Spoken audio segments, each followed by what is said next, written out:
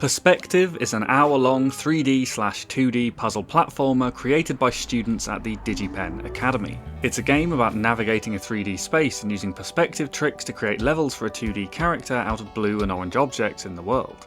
It's a fascinating and mind-bending idea, and as you play through Perspective's short length, you'll experience dozens of moments of revelation. Aha moments, as they're usually called in games, where a new challenge encourages you to see the mechanics in a new and exciting way. The gameplay is fluid with an effortless transition between 2D and 3D, and Perspective has you discover all these cool new ways to toy with its mechanics, before ending in a satisfying manner without ever outstaying its welcome. One of those students who worked on Perspective was Logan Feith, and it was through checking out what he had worked on after Perspective that I discovered Pillow Castle Games and their Museum of Simulated Technology, the working title for the game now known as Superliminal.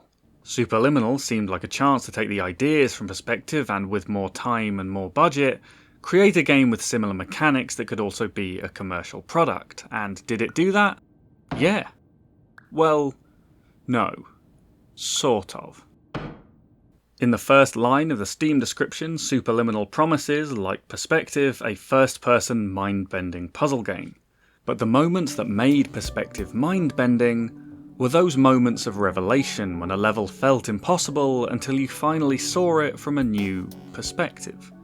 Superliminal doesn't really have those moments. In one of the first puzzles of Superliminal, you walk into a room and the exit is raised off the ground. You pick up a small box and make it big enough to jump on and jump out of the door. A few minutes later, another room has you rotate a piece of cheese and make it into a huge wedge to reach an even higher door, but fundamentally, this is the same concept.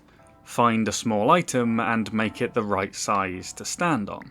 Make an object small to place it on a button, and then do it again. Then scale up a box to make a higher jump, or turn a sign into a ramp. These examples are all from the first half hour of the game to avoid spoilers, but even to the very end, there is an over-reliance on puzzles that don't go further than make object big or small. This perspective mechanic is really cool and it is really well implemented, but when most of the puzzle sections used it in the same way, it could only really blow your mind the first time. The best moments of Perspective were the tricky ones that forced you to think, but the only tricky moments I had in Superliminal were the times that I was stuck in a room and simply couldn't find the one object I was actually allowed to interact with.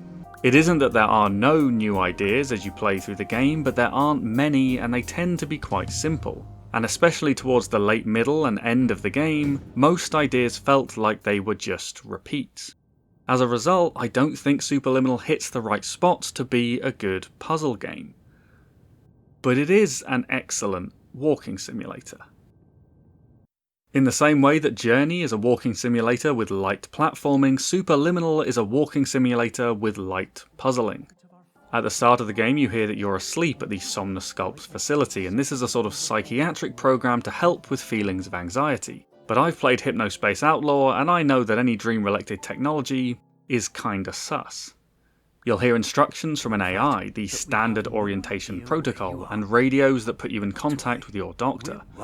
I didn't think the humour in the early radio snippets really landed, but they did build up Dr. Glenn Pierce as a character, and as you progress further, it's this character and these radios that allow Superliminal to tell a more detailed and interesting story.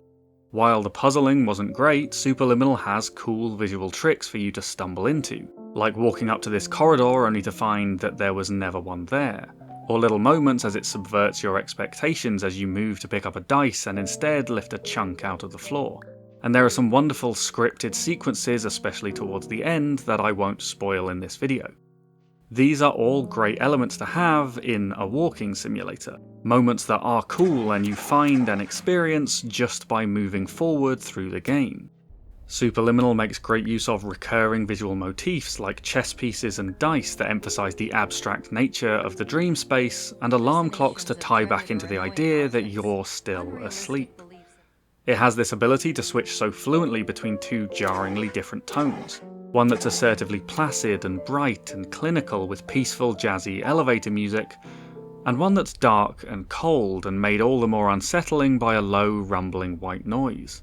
Superliminal even manages for a few brief moments to feel genuinely quite scary, but at other times very wholesome.